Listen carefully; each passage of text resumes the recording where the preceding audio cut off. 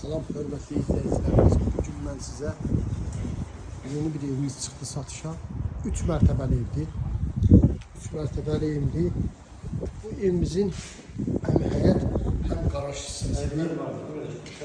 Belə bir evdir, hörmətli izləyicilərimiz. Bura garaj, həm də həyətidir. Biz giririk. Burada bax belə bir böyük kuxunası var. Böyük bir kuxunası var. Buradan isə qalxırıq ikinci mərtəbəyə.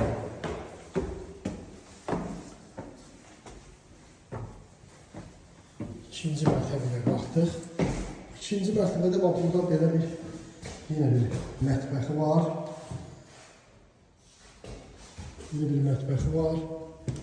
Bax burada belə bir böyük zalı var. Yəni qonaq otağı. Tam cütdaşdır. Cütdaşla tikilmiş evdir. Hörmətli izləyicilərimiz, bu bizim ikinci mərtəbədə olan sanuzel sanitar qovşaqdır. Biz qalxaq üçüncü mərtəbəyə. Üçüncü mərtəbə ilə sizi tanış edeyim. Evimiz yeni çıxdı satışa. Böyle bir eyvanı var. Burada bir yataq otağı.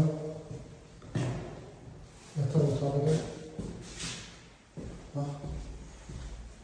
Evimiz yerləşir 5 nömrəli məktəbin yaxınlığında.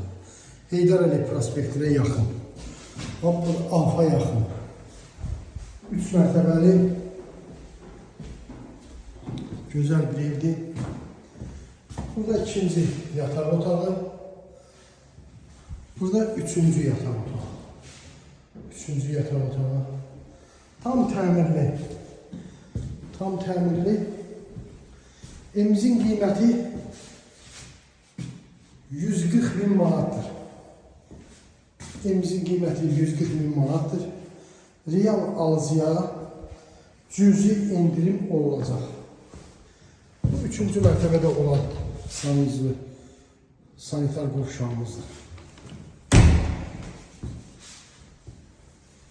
Hörmətli izləyicilərimiz, sağ olun, kanalımıza abunə olmayı unutmayın.